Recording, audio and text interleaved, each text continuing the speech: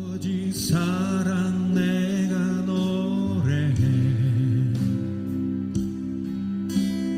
아버지 은혜 내가 노래해.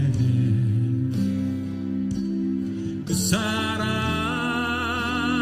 변함없으신 거짓 없으신 성실하신 그 사랑, 상한 갈 때 꺾지 않으시는, 꺼져가는 등불 끄지 않는 그 사랑 변함없으신 거짓 없으신 성실하신 그 사랑,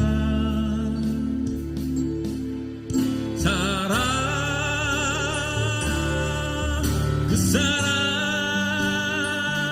날 위해 죽으신, 날 위해 다시 사신 예수 그리스도, 다시 오실 그 사랑, 죽음도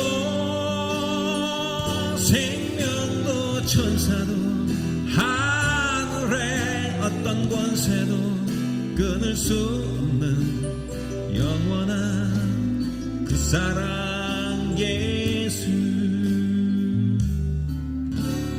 아버지 사랑 내가 노래해,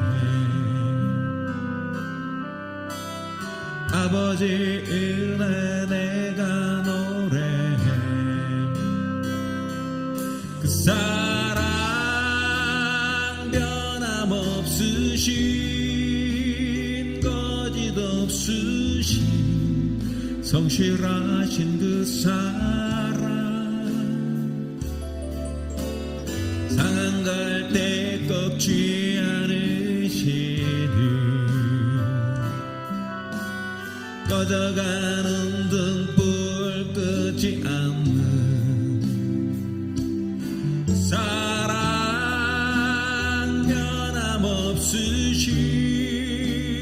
거짓 없으신 성실하신 그 사랑,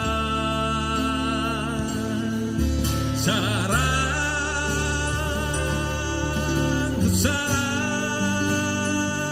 날 위해 죽으신, 날 위해 다시 사신 예수 그리스도, 다시 오실 그 사랑, 죽음도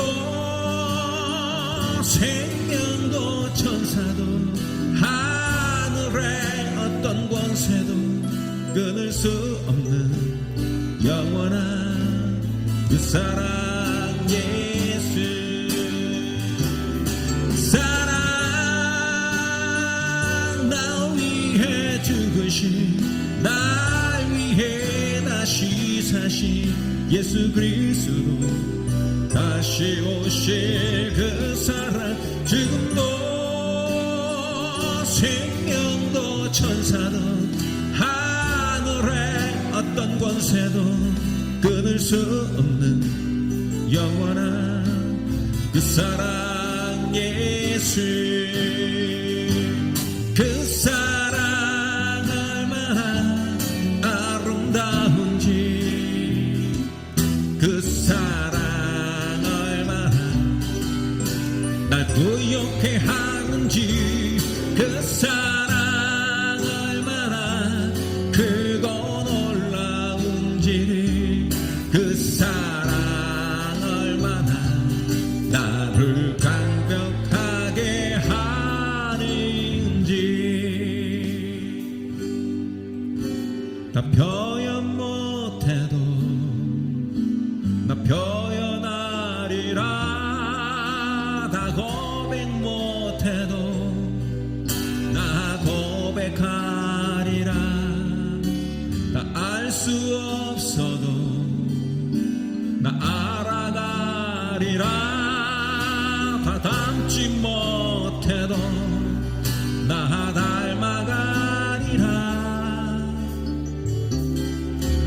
다 표현 못해도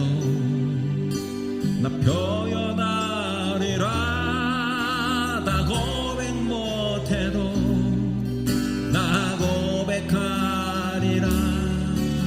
나 알 수 없어도 나 알아가리라. 다 닮지 못해도 나 닮아가리라. 그 사랑 얼마나 아름다운지, 그 사랑 얼마나 날 부욕해 하는지, 그 사랑 얼마나 크고 놀라운지를, 그 사랑 얼마나 나를 감격하게 하는지, 그 사랑 얼마나 아름다운지,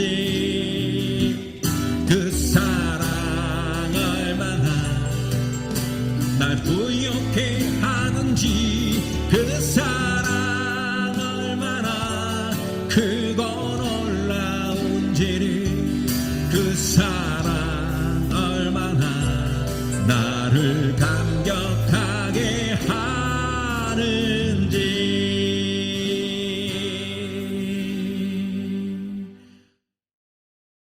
사랑하며 섬기겠어요.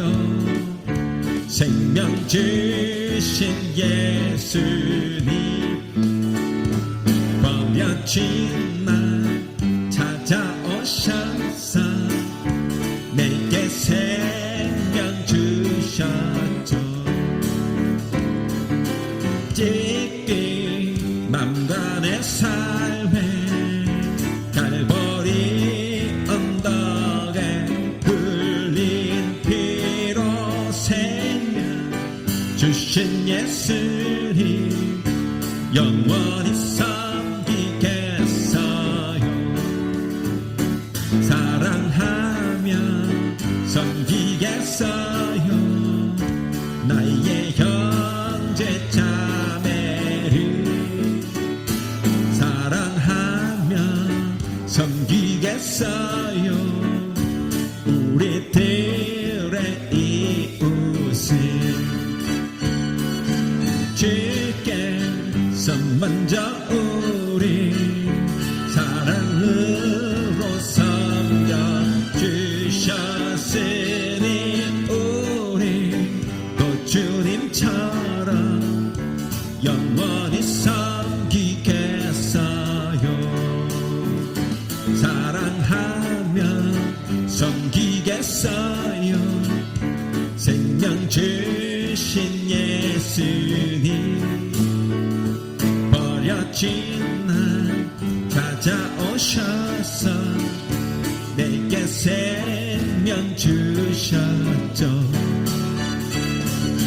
찢긴 맘과 내 삶에 갈보리 언덕에 흘린 피로 생명 주신 예수님, 영원히 섬기겠어요.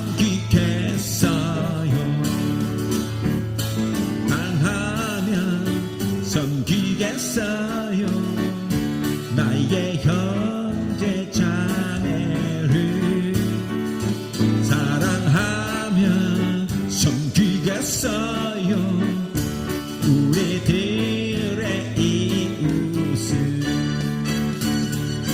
주께서 먼저 우리 사랑으로 섬겨주셨으니, 우리 또 주님처럼 영원히 섬기겠어요. 나에게 알 수 없는 힘 어디서 생겨나는지, 지금도 알 수 없는 강하고 담대한 힘, 언제 어디서든 쓰러진다 하여도 주님의 도움 때문에 일어설 수 있다. 있어요. 나에게 알 수 없는 사랑 어디서 생겨나는지 지금도 알 수 없는 강하고 따뜻한 사랑. 누가 나를 미워한다 하여도 주님의 도움 때문에 일어설 수 있어요. 나에겐 알 수 없는, 나에겐 알 수 없는 힘 어디서 생겨나는지 지금도 알 수 없는 강하고 담대한 힘. 어디서든 쓰러진다 하여도 주님의 도움 때문에 일어설 수 있어요. 나에게 알 수 없는 사랑 어디서 생겨나는지 지금도 알 수 없는 강하고 따뜻한 사랑. 누가 나를 미워한다 하여도 주님의 도움 때문에 사랑할 수 있어. 누가 나를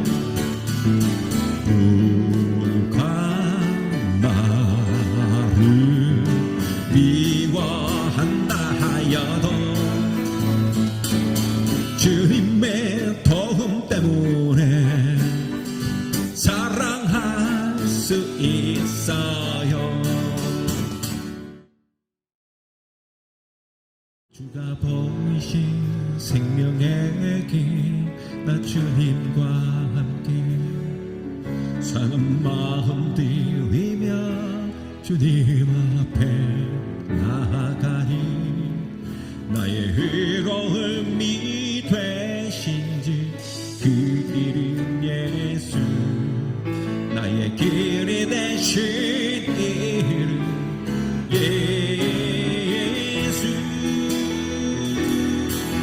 나에게 오직 그가 하시나니 나를 단련하신 후에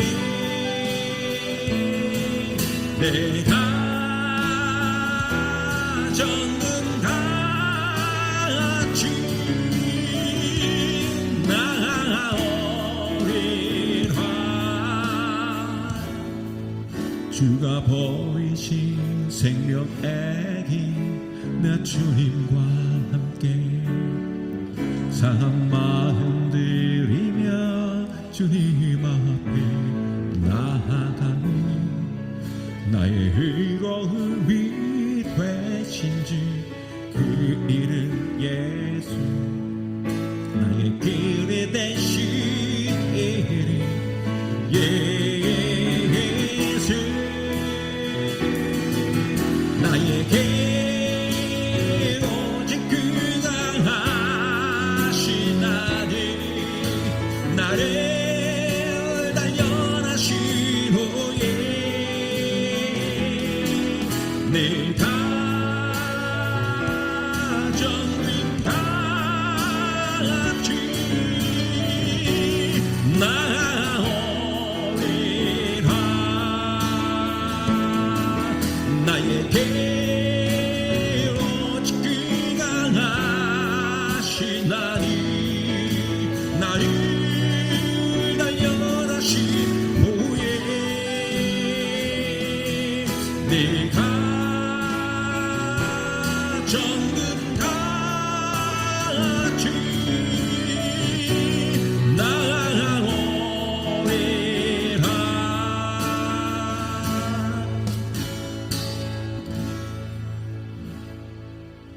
외로울 때 주님의 얼굴 보라. 평화의 주님 바라보아라. 세상에서 시달린 친구들아, 위로의 주님 바라보아라. 너희들아 주를 보라. 네 모든 양야 주께 맡겨라. 슬플 때에 주님의 얼굴 보라. 사랑의 주님 안식 주리라. 이미 아프고 내 마음 연약할 때 능력의 주님 바라보아라. 주의 이름 부르는 모든 자니 힘주시고 늘 지켜주시리. 너희들아 주를 보라. 내 모든 양야 주께 맡겨라. 슬플 때에 주님의 얼굴 보라. 사랑의 주님 안식 주리라. 눈을 들어 주를 보라. 내 모든 양야 주께 맡겨라. 슬플 때에 주님의 얼굴 보라. 사랑의 주님 안식 주리라.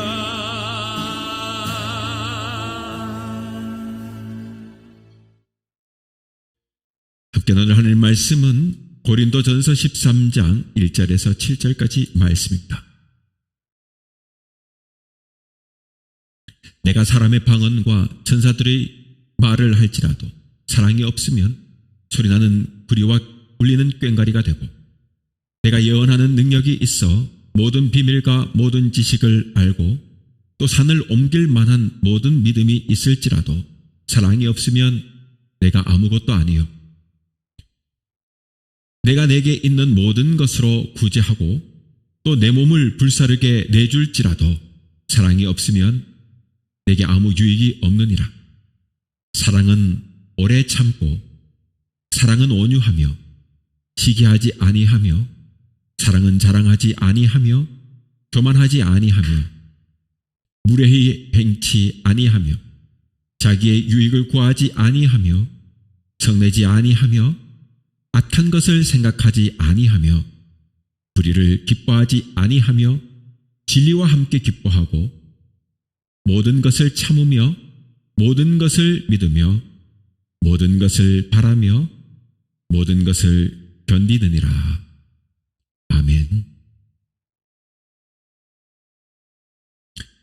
네, 오늘은 고린도전서 13장 1절에서 7절 말씀을 통해서 본능과 구별되는 사랑이라는 제목으로 말씀을 함께 나누겠습니다. 귀한 은혜가 있기를 바랍니다. 사도 바울은 사랑에 대하여 정리하면서 인간의 8가지 부정적인 본능과 대비시키고 있습니다. 사랑은 시기하지 않는다. 자랑하지 않는다. 교만하지 않는다. 무례하게 행하지 않는다. 자기 유익을 구하지 않는다. 성내지 않는다. 악한 것을 생각하지 않고 불의를 또한 기뻐하지 않는다 라며 이 8가지 부정적인 본능을 말합니다. 이 8가지는 모두 헬라어로 본다면 현재 진행형입니다. 즉 영어로 치면 ing가 붙었다 하는 것이죠.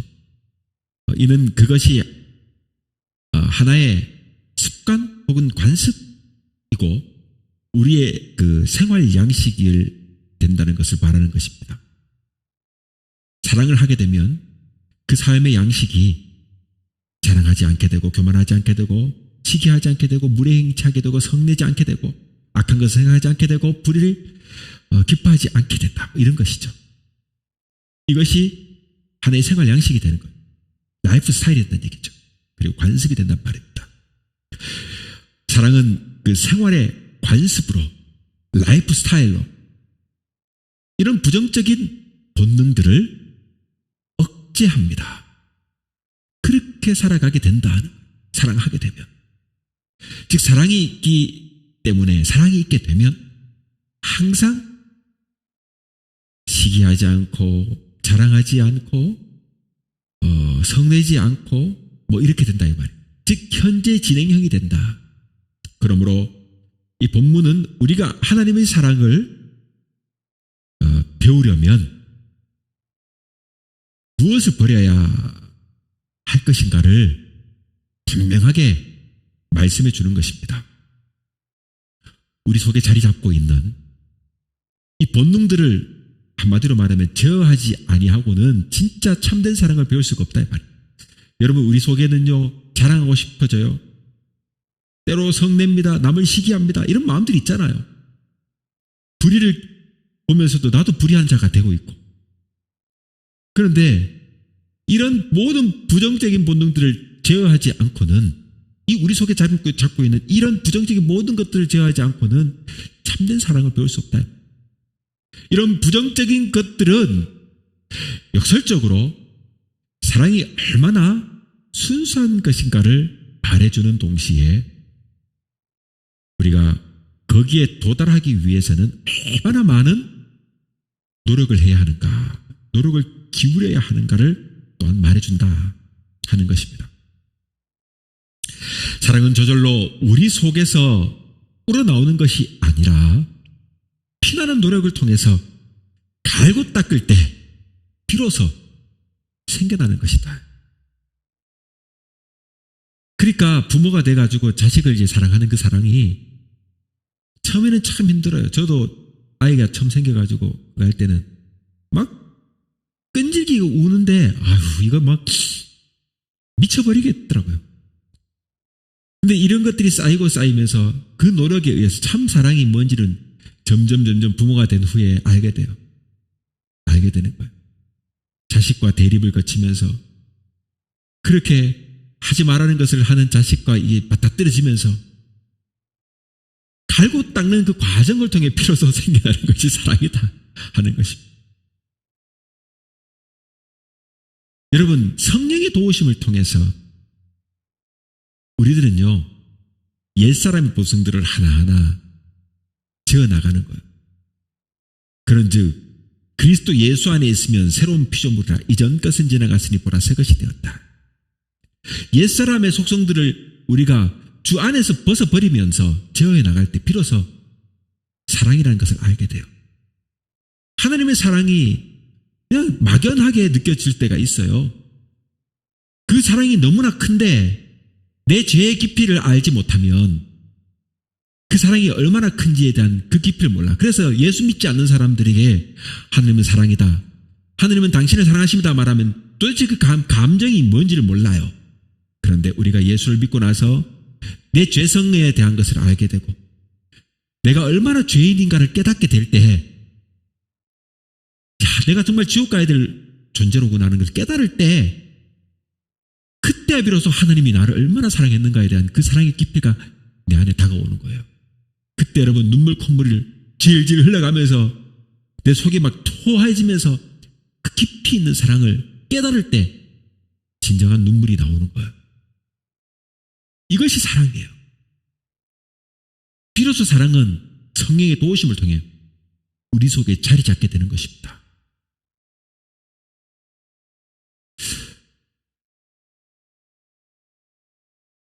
결국 사랑은 새로운 사람, 이 새로운 사람의 본성이라는 것을 말씀하는 것입니다. 이 옛사람을 벗어버릴 때 완전한 사랑을 알게 되는 거예요. 거듭나서 완전히 옛사람을 벗어버리지 아니하고는 여러분 사랑을 알았다고 할 수 없는 것이죠. 그런 겁니다. 그러면 이제 우리가 벗어버려야 할 본성들이 무엇인가 오늘 하나하나 살펴보기로 하겠습니다. 첫 번째 사랑은요, 시기하지 아니한다입니다. 먼저 사랑은 시기하지 아니한다고 하였습니다. 시기는 여러분 질투를 내포하는 말이라 할 것입니다. 질투를 내포하는 것, 그게 시기예요. 다른 사람이 갖고 있는 것과 똑같은 것을 갖고 싶어하는 마음이 시기이고, 질투는 다른 사람이 갖고 있는 것을 빼앗으려고 하는 그 마음을 뜻합니다.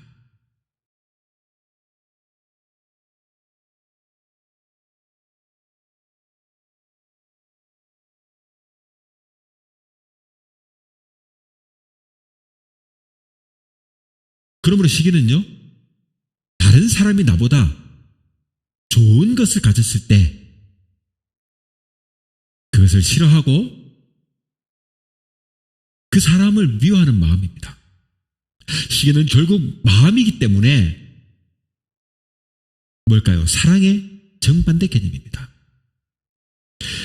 인류 최초의 살인이라고 할 수 있는 가인의 그 살인 행위도 바로 동생을 시기하는 데서 비롯되었어요. 하나님께서 아벨의 제사는 받으시는데 가인의 제사는 받지 않으시니까 가인은 자신의 잘못을 돌아보질 않아요. 오히려 그 누군가를 찾게 되는 거예요. 이 상황을 만든 원인자를 자기 자신이 아닌 다른 데로 찾게 돼요. 그래서 동생을 시기하게 됩니다. 그래서 마침내 돌로 쳐 죽이지 않겠습니까? 가인의 살인 이후에 많은 사람들이 이렇게 시기하고 질투하기 때문에 살인을 저지르게 되는 거예요. 묻지마 살인이 물론 있습니다만 그 안에도 결국 그 사람의 성장 과정 속에 내포되어 있는 그 어느 한 이면에는 그것을 작동하게 하는 그 이면에 무언가가 있다는 것입니다. 결국은 뭘까요? 다 시기고 질투고 미움과 반목이 있는 겁니다. 경쟁적인 어떤 한 상대가 자기보다 앞서 나갈 때 질투가 생기고 그래서 상대방을 모함하고 욕하고 헐뜯어 그를 격파시키려고 하는 그런 마음. 그렇게 해도 안 될 때 마침내는 살인까지도 서슴지 않게 되는 경우가 흔한 것입니다. 야곱의 12아들 가운데 요셉이 아버지의 사랑을 받자 형들이 이를 시기합니다. 그렇게 미워하지 않습니까? 요셉이 형들에게 꿈이야기를 하니까 더욱 미워합니다. 마침내 기회가 오니까 어떻게 해요? 그를 애굽에 팔아넘깁니다. 여러분, 배다른 형제들이라도 이렇게 투기하여 시기하고 살인까지도 불사하는 그런 이런 인간의 어떤 죄악이야말로 두려운 것 아니겠습니까? 이런 마음은 어려서부터 벌써 우리 속에 자리 잡고 있어요. 동생을 본 어린 아이가 동생을 시기해가지고 엄마의 사랑을 뺏긴 것 같은 느낌이 드니까 괴롭힙니다. 그런 모습을 자주 보지 않겠습니까? 우리도 아이를 키울 때 그런 걸 많이 봤단 말이에요. 부모가 아이들이 옷을 살 때 어떤 아이 하나만을 위해 가지고 사서는 안 되며 고루고루 사줘야 돼요. 이래야 문제가 발생하지 않습니다.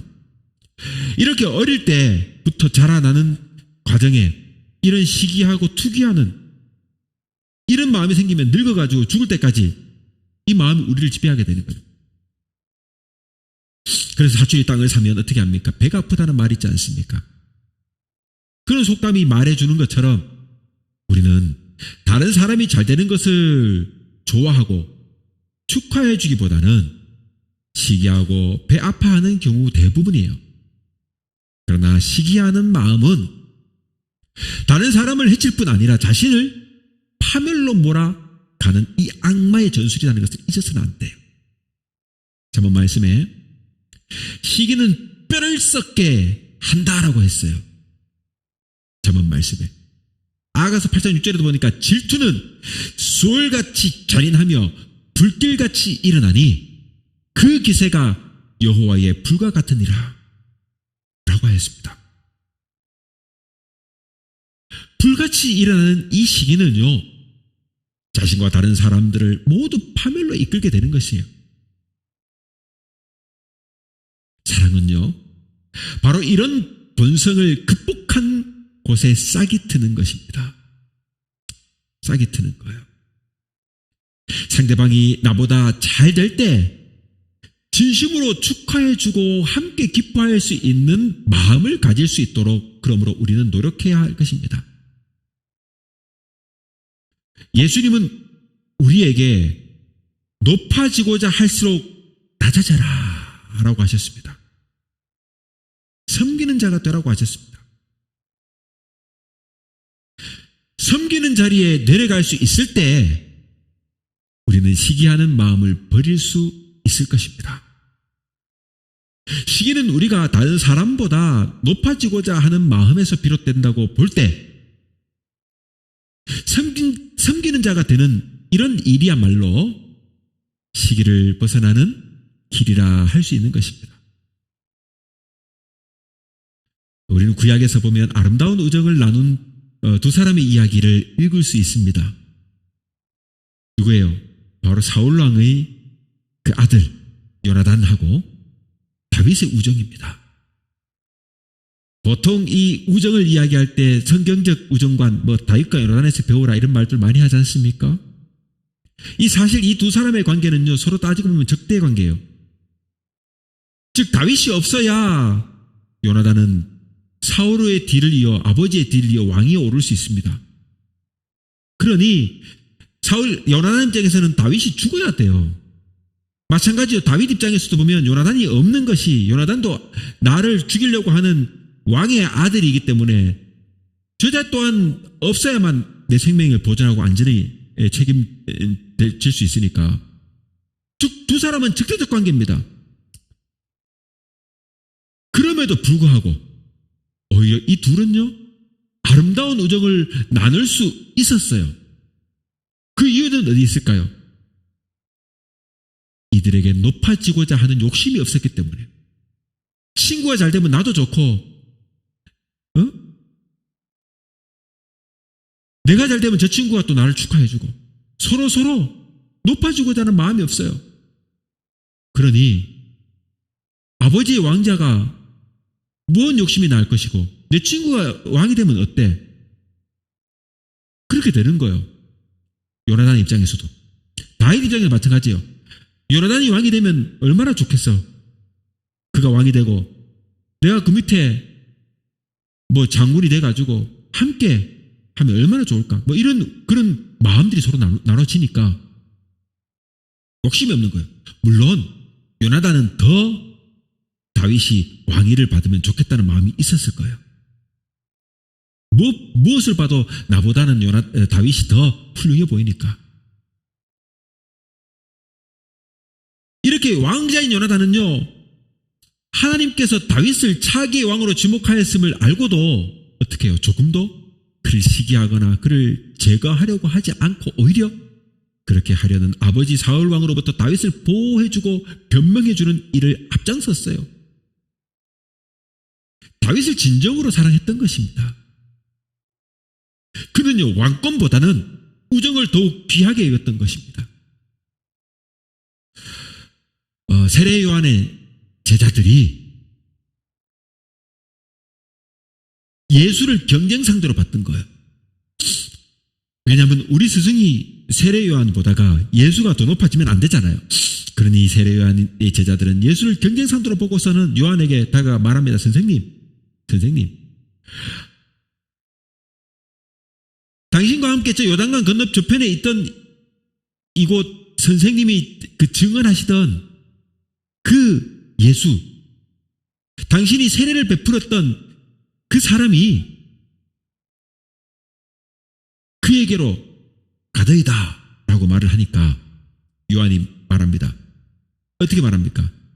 신부를 취하는 자는 신랑이 나서서 신랑의 음성을 듣는 친구가 크게 기뻐하나니 나는 이러한 기쁨으로 충만하다. 그러면서 한 말이 뭡니까? 그는 흥하여야겠고 나는 쇠하여야 하리라.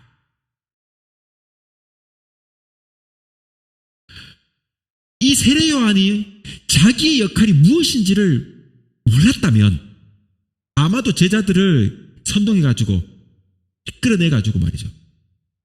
저 예수님을 시기하고 예수를 시기할 수도 있었을 거예요. 그러나 이 세례 요한은 자신의 위치 그리고 자신의 역할을 분명히 알았던 거예요. 자기의 자리, 자기 역할을 알고 스스로 뒤로 물러설 수 있었던 것입니다. 자신의 제자들을 오히려 예수님께 보내는 거죠. 이렇게 세례 요한이 자신의 자리를 알았던 겁니다. 자신의 역할을 알았던 거예요. 오늘날도 마찬가지입니다. 자기의 역할을 아는 사람, 한 시대에 태어나서 해야 될 자신의 역할을 아는 사람, 그 지역에서 혹은 그 상황에서 자신의 신앙적 역할을 아는 사람, 그래서 그 역할에 열심을 다할 줄 아는 사람, 교회는 그런 사람이 필요한 것이고 하나님 나라에는 그런 사람이 필요한 것이고 하나님에게는 그러한 사람이 참으로 필요한 것입니다. 이 세례 요한이 마침내 주님께 칭찬을 받지 않습니까? 여러분 이 요나단이나 세례 요한은요 다같이 시기하는 자가 되지 아니하였다는 이 점에서 사랑의 사람들이었다고 할 수 있는 것입니다. 이제 우리가 이런 사랑을 하려면 무엇보다도 시기하는 마음을 극복하도록 노력해야 되겠습니다. 질투와 시기는 우리를 파괴하는 악마의 요소임을 알아야 돼요. 우리 속에서 이런 마음을 제거하여 달라고 그러므로 우리는 기도해야 합니다. 섬기는 자가 되고 낮은 자리로 내려가 다른 사람의 좋은 점을 그리고 좋은 점은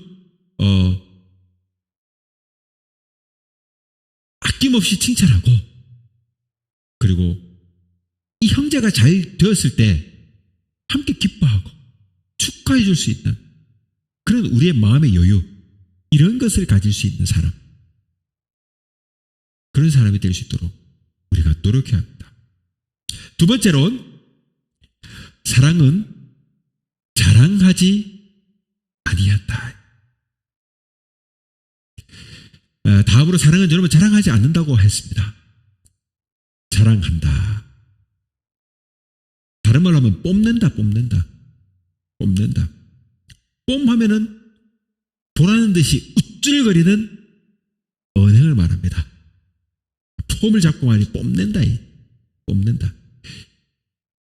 여러분 뽐낼 일이 있어가지고 뽐을 내면 그 뽐이 반감이 되고 뽐내지 않으면 그 폼이 배가 되기 때문에 뽐내지 말라는 교훈이 있어요. 누가복음 10장에 보면 어느 날 예수님을 자기 집에 모신 마르다와 마리아 이 자매 이야기가 나와요. 예수님을 잘 대접하려고 분주하게 일하던 마르다가 예수님 앞에 나와서 자기 수고를 알아달라는 식의 불평과 은근한 자랑을 늘어놓았습니다. 그러나 예수님은 그녀를 칭찬하는 대신에 진정으로 택하여야 할 일은 말씀을 듣는 것이라면서 말씀을 듣고 있던 동생 마리아를 오히려 칭찬합니다. 마르다는 뽐내려고 하다가 오히려 망신만 당했죠. 초대교회 그 사도였던 클레멘트는요, 속사도 시대죠. 클레멘트는 이 말이 이 거치장과 쓸데없는 것으로 외모를 꾸미는 것을 의미한다고 했어요. 이 마르다와 마리아의 사건을 말하면서 자랑은 중요하지 않거나 쓸모없는 것을 가지고 자랑하지 아니하는 것이에요. 자랑은요, 진정한 가치를 알지 못하고 이 세상에 쓸데없는 것에 가치를 부여하는 데서 나오는 것이고, 자기를 알지 못하고 자기를 나타내려 하는 데서 나오는 것입니다. 자기를 알지 못하다 보니까 자랑하게 돼요. 즉 자랑을 하니까 자기 수준이 뻔한데 결국은 교만이 되는 거죠. 진정한 가치를 알지 못하고 쓸데없는 것에 가치를 부여하는 데서 나오다 보니까 그렇게 되는 거예요. 여러분, 보석이나 좋은 옷, 비싼 아파트, 자동차 같은 이런 것들 자랑하는 사람들은요, 그런 것들이 값진 것이라고 생각하기 때문에 그래요. 여러분, 그 백화점에 가면 1층 매장에 명품 매장, 브랜드 매장이 있습니다. 그리고 명품 매장에서 일하는 직원들이 있어요. 그 사람들은요, 명품 매장에 들어올 때 딱 들어오면 사람들의 모습, 외모를 딱 보고 여러 가지를 봐요. 그래가지고 오래 일한 사람들은 딱 보면은 이 양반이 좀 있는지 없는지를 감을 잡는가 봐요. 그래서 사람들을 이렇게 막 가릴 줄 아는가 봐. 그런데 여러분, 이런 브랜드 매장에 일하는 직원들은 우리랑 똑같은 평범한 직원들이고, 한마디로 말해서 막 명품을 사러 올 만큼의 요즘으로 치면 돈이 귀족이니까 그런 있는 사람들, 이런 사람들하고는 다른 우리 같은 평범한 사람이잖아요. 직원이잖아요. 그런데 마치 자기가 그런 사람이 된 양 사람을 가리고 평가한단 말이에요. 여러분, 보석이나 좋은 옷, 비싼 아파트, 자동차 같은 것을 자랑하는 사람들은 그런 것들이 값진 것이라고 생각하기 때문에 그래요. 착각하고 사는 거예요. 그러나 성경은요, 그런 모든 것이 헛된 것으로 결코 자랑할 것이 못 된다고 가르치고 있습니다. 여러분, 내가 명품인데, 내가 명품이에요. 내 옷이 명품이 아니고 내가 명품이에요. 나를 명품으로 만들어야죠. 그래서 배우는 것이고, 그래서 지적인 사람이 되기 위해서 노력하는 것이고, 인격적인 사람이 되기 위해서 노력하는 것이고, 그 많은 사람들에게 존경받고 정말 사랑받는 사람으로 스스로 다져가는 거예요. 내가 명품이 되기 위해서. 그런데 여러분, 자기 속은 갑질하는 사람이면서 겉만 번지름한 옷을 입어요. 앞에서는 아우네 고개 숙이면서 굴욕을 참아가면서 내내하지만 뒤돌아서갖고 뭐 하겠습니까?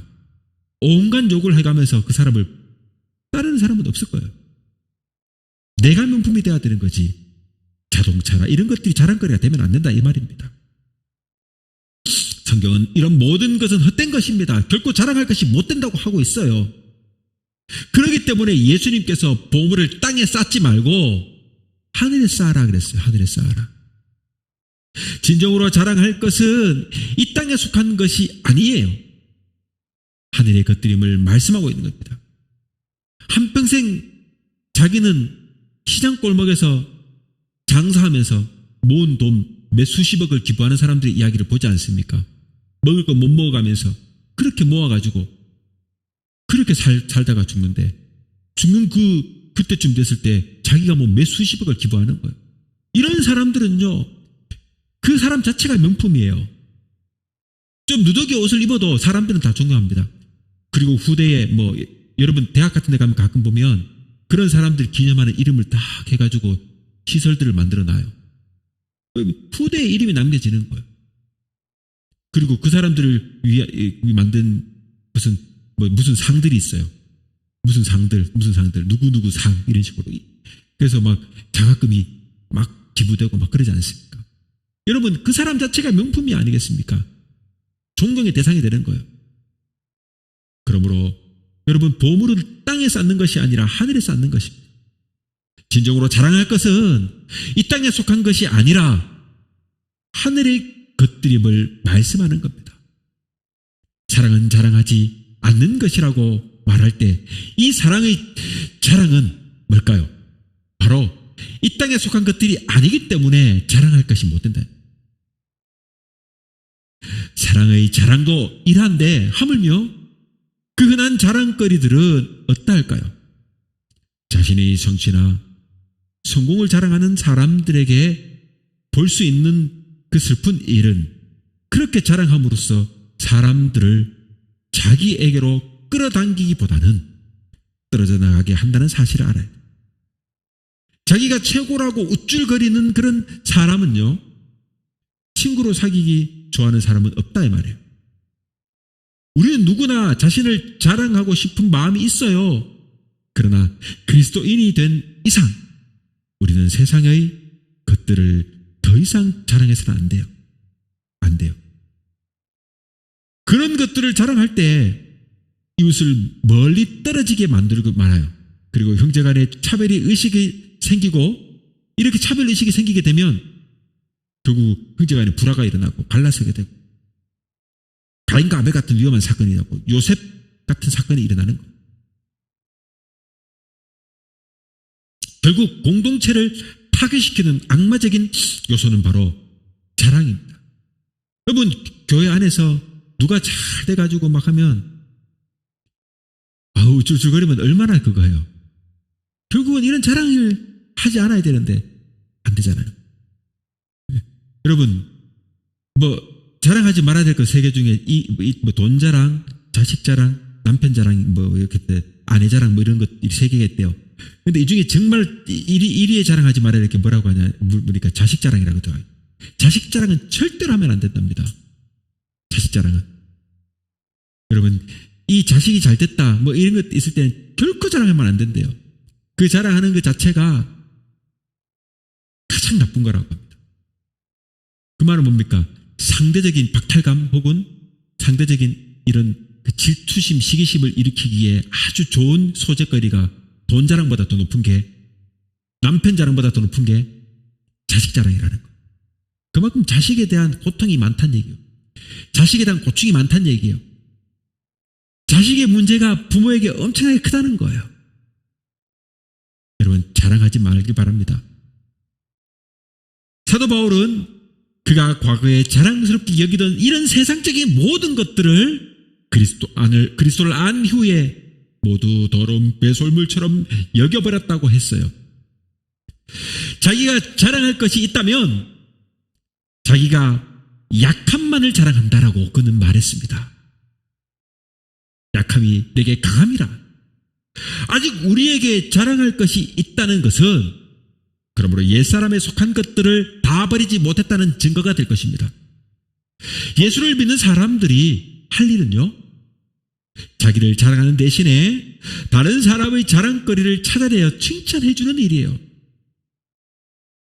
자기 공로는 숨기고 다른 사람의 공로를 내세울 줄 아는 그런 그리스도인이야말로 사랑이라는 것이 어떤 것인지를 아는 사람이라고 하겠습니다. 우리는 그러므로 눈을 크게 뜨고 다른 사람들이 하는 일을 보고 칭찬하기를 힘써야 합니다. 어떤 면에서는 칭찬을 일처럼 노송처럼 돈벌이처럼 생각하고 일부러 찾아내어 다니면서 조그마한 일이라도 아끼지 말고 칭찬을 하는 열심이라도 내시기 바랍니다. 여러분, 칭찬하는데 돈이 듭니까? 아니잖아요. 근데 왜 그렇게 칭찬에 인색해요? 돈 드는 것도 아닌데. 그리고 칭찬해주면 얼마나 또 상대방이 기뻐하고 좋아해. 돈 10원도 안 드는데 나는 점수 없고 좋잖아요. 그런데 이 칭찬이 얼마나 인색한지 몰라요. 여러분, 당장 저부터 그래요. 참 칭찬에 인색합니다. 아무래도 그게 부모님을 일찍 여인, 물론 이거 탓입니다만은 탓이 아닌지 사랑을 못 받는 탓인지 몰라요. 이것도 무슨 탓이에요. 아무튼 저도 칭찬에 참 인색합니다. 사랑은 자랑하는 대신에 칭찬하는 일이라고 하는 이 사실을 기억하면서 그러므로 우리가 상대방의 좋은 점을 찾아내고 내 주변에 가까운 사람부터 시작해서 만나면 모든 사람들에게 칭찬을 아끼지 않을 때 예수 그리스도의 나라가 이루어지는 것 아니겠습니까?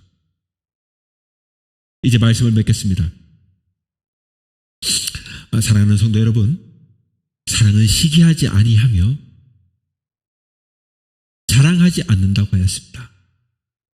자기만을 고집하는 옛사람에게 속한 투기와 자랑을 사도 바울처럼 더러운 배설물로 여겨 멀리 던져버릴 때 참다운 그리스도인, 사랑을 아는 하느님의 자녀가 될 수 있습니다. 그리스도 안에서 옛 사람이 죽고 새 사람으로 다시 태어남으로 시기하는 대신에 낮은 자리로 내려가 섬기는 자가 되고 자랑하는 대신에 남을 칭찬하는 그런 자가 되어야겠습니다. 이제 우리 속에 남아있는 이런 나쁜 본능들을 완전히 청소해내기 위해 무엇보다 성령의 도우심, 이것을 강구해야 합니다. 그리고 성령이 인도하시는 대로 날마다 힘써 사랑을 배워가는 그런 그리스도인들이 되어야 되겠습니다. 날마다 자기를 돌아보고 또 우리 속에 있는 옛사람의 찌꺼기들을 깨끗이 청소해내고 위로부터 내려주시는 사랑으로 가득 채워나가므로 이제 우리의 자랑은 하나님의 영광이 되어야 하겠습니다. 시기와 자기 자랑을 버리고 사랑으로 하나님과 교회를 섬기는 복된 여러분의 생활이 되실 수 있기를 주님의 이름으로 축원합니다. 나를 지시가 하나님, 나를 부르시가 하나님, 나를 보내시니도 하나님, 나의 나된 것은 다 하나님 은혜라. 나의 달려갈 길가 하도록 나의 마지막 호흡 다하도록 나로 그 십자가 본게 하시니 나의 나된 것은 다 하나님의 은혜라. 할렐루야 없는 일에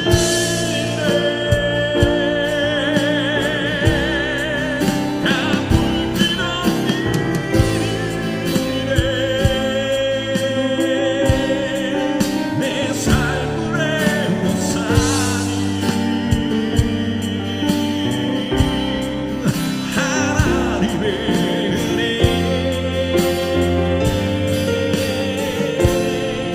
나 주저함 없이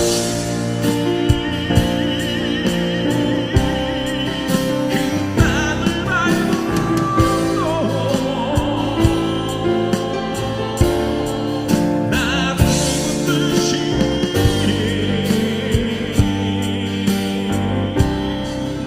하나님의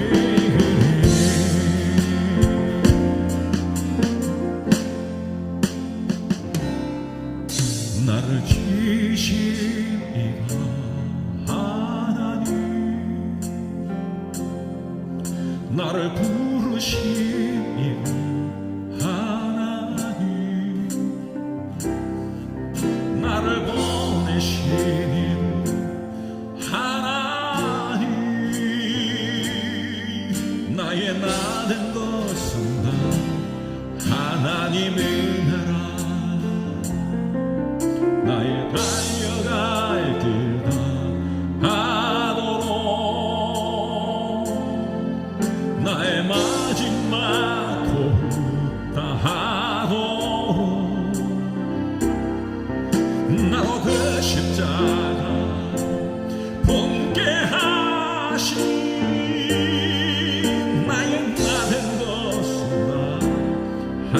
하나님 은혜로